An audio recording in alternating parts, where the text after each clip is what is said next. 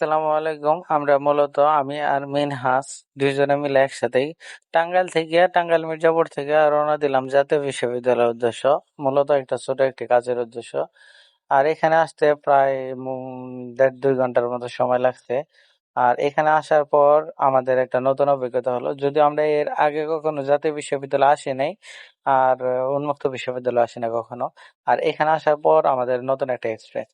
আর এখানে আসার পর আমরা যা আসলে মূলত আসছিলাম ছোট একটি কাজের জন্য। আর আসলে এই কাজটি আমাদের সম্পূর্ণ হয় নাই। তবে আর এখানকার যে ভিউটা, জায়গাটা মূলত দেখতে অনেক সুন্দর, দেখতে অনেক ভালো লাগছে। যার কারণে আসলে এরকম ভাবে ভিডিও করা। আর আসলে আমরা ভিডিওর উদ্দেশ্যে আর এখানে আসি নাই, আসছিলাম একটা কাজে। তারপর টুকটাক 2-4টা যে ফুটেজ নিছিলাম, যেগুলো ফুটেজ নিছিলাম সেগুলো আসলে বাসায় নিয়ে দেখি যে জায়গাগুলো ভালোই দেখতেও। ভিডিওগুলো একবারে খুব একটা আহামরি খারাপ হয় নাই, তবে ভাবলাম যে হয়তোবা ভিডিওটা এডিট করলে হয়তোবা ঠিক করা যাবে। পরে যার কারণে আর কি, যাতে আপনারা দেখতে পারেন যার কারণে আর কি এই ভিডিওটা।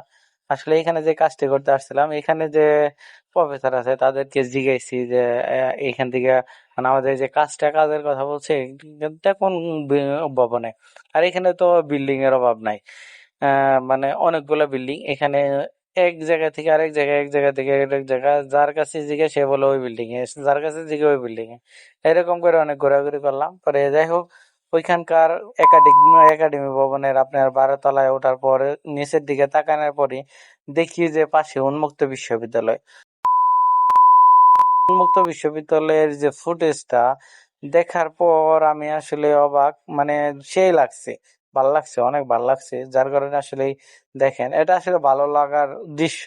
ভালো সবারই লাগবে, আমার কেন, আপনাদেরও ভালো লাগবে এরকম একটা জায়গায় গেলে। আর তারপরে ভাবলাম যেহেতু উন্মুক্ত বিশ্ববিদ্যালয়ের পাশে, তাহলে একটু যাই ঘুরে আসি। আসলে তো এখানে আর আসা হবে না এরকম ভাবে। পরে আমি আর মিনাজের দুইজনে পরামর্শ করে পরে এখান থেকে পরে সরাসরি আমরা উন্মুক্ত বিশ্ববিদ্যালয়ে এসে বললাম। আর উন্মুক্ত বিশ্ববিদ্যালয়ে আসার পর গেটের একটু ভিডিও করে নিলাম, আর পাশে সিকিউরিটি। আর এখানে আসার পর সিকিউরিটি গার্ডে জিজ্ঞেস হবে না, কারণ এটা একটা বিশ্ববিদ্যালয়, এখানে আসার কোনো অনুমতি লাগে না, সরাসরি আইসা পড়ি। পরে আইসা বললাম, এখানে আসার পরে মোটামুটি সামনে, এখানে তো চিনি না কোনো জায়গা মাইগা। পরে আমি বললাম, মিনাজের বলতেছি, ভাই কোন দিক দিয়ে যাবো, এদিক দিয়ে যাইয়া তাহলে ওই দিক দিয়ে যে প্রচন্ড রোদ, যার কারণে মাঠের ভিতর দিয়ে না যাইয়া একবারে সাইড দিয়ে গেলাম। পরে যাওয়ার পর ভাবলাম এখানে ক্যান্টিন কোন জায়গায়, এর সামনে হলো ক্যান্টিন। ওইখানে হালকা পাতলা নাস্তা করলাম দুইজনে, করার পর ওইখান থেকে পরে বাইরে আসলাম। এখানে আসার পর হালকা পাতলা ভিডিও করলাম। আর এখানে বসারও প্লেস আছে, সুন্দর বসার প্লেস। আর কিছু করার নাই, পরে এখান থেকে আসার পর একজনের গেলাম যে এক এক কোন বিল্ডিং কি বিল্ডিং, এখানে আসার পর এক এক বিল্ডিং এক একটা নাম। কিছু করার নাই, এতগুলা নাম তো আর আপনাদের মুখস্থ বলতে পারবো না। তারপর যাই হোক, আপনাদেরকে জায়গাটা দেখায়। আর এখানে একটা ভাস্কর্য আছে, আর এই ভাস্কর্যটার মধ্যে 4টা মূর্তির ছবি আছে। এটা শুনলাম যে, এটা বললো একজন, মিনাজে বললো এটা রফিক জব্বার বরকতের সালামের ছবি নাকি। আর যদিও আমি চিনি না ছবিগুলা কি, এর মূর্তির ছবি তো মূর্তি মূর্তি। যাই হোক, এখানে আসার পর একটা বিল্ডিং এর নাম মনে আছে, ওইটা হলো এস ভবন, যেদিকে গেছিলাম।